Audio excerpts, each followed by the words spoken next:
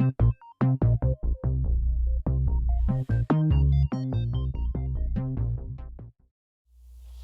I'm going to do a real quick thought experiment in 2 minutes. Ready? Here we go. Let's just test this as devil's advocate. Let's just say, what if I said to you, okay, tell you what, Bart, I'll take every verse where you find a variation and we'll just chuck the entire verse just to be safe.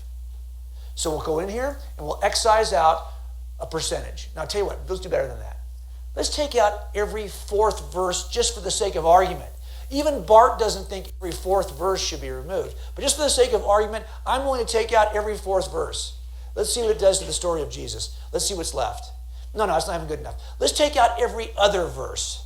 You decide if you want even or odd, Bart. I'll take out whatever you want. No skeptic in the world thinks there's this much damage in this New Testament. But I'm willing to give you that. The question is, what would be left? Would we have any reliable story about Jesus? Well, actually you would. You know why? Because if I take this verse out of John's gospel, and then I page over to Luke and find the parallel account in Luke, guess what? That account's going to be there. It's going to come back in because I've got to be able to overlap all 4 gospels. And anything I take out of one is very likely going to be in the other one still. So I'm going to get a lot of this stuff's going to come right back in because the other 4 gospels. But not only that, these authors, John and Matthew and Mark, they had students who listened to what they taught and then wrote what their masters taught. John, for example, had Ignatius, Polycarp, and Papias, 3 students whose letters we still have today. They're not in your scripture. In those letters, they describe what it was John taught them.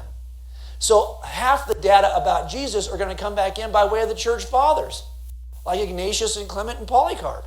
Because whatever data you think is missing here, it's going to come right back in with the church. As a matter of fact, the church fathers who sat at the feet of the eyewitnesses and learned from John and learned from Matthew, they wrote their own documents. And in those documents, they quoted from all 4 gospels.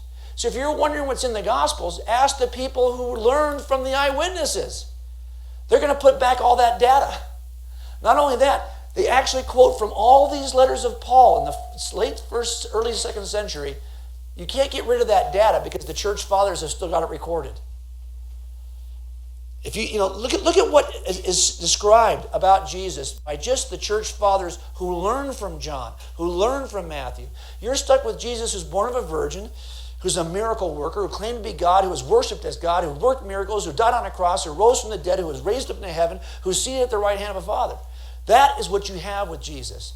That story is hard to get away from because even the first generation of students of the disciples recorded what they said, what the disciples said. If you put that data back in, you're stuck with all this additional data coming back into the text. You don't lose anything by taking out half of the text. You're still stuck with the Jesus of history.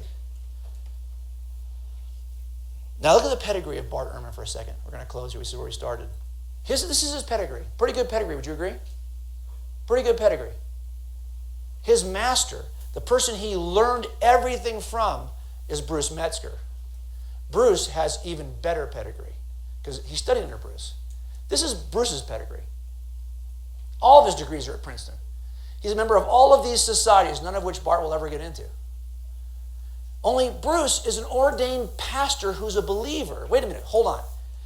These 2 men are looking at the exact same crime scene, the exact same pieces of evidence. Bart knows nothing that Bruce didn't already know. Nothing's been discovered new since Bruce died. It's the same set of evidences. Why does Bart say, no, not for me? But Bruce says, yeah, that's good. As a matter of fact, when interviewed by Lee Strobel, this is what Bruce said. He said, I have asked questions all my life. I've dug into the text. I've studied this thoroughly. And today I know with confidence that my trust in Jesus has been well placed, very well placed. Clearly it's not an evidence issue because they're both looking at the exact same evidence. It's an investigator issue. If you have an idea before you start an investigation what you think the conclusion should be, you'll find a way to get to that conclusion. If you're determined beforehand that you don't want this to be true, then no matter what I show you, it won't be true because you will not allow it to happen. Thanks so much for watching our video. If it was helpful and useful to you, I'd really appreciate it if you would follow us, subscribe to our channel at the bottom link here in the video, and tell your friends. And please follow us on social media.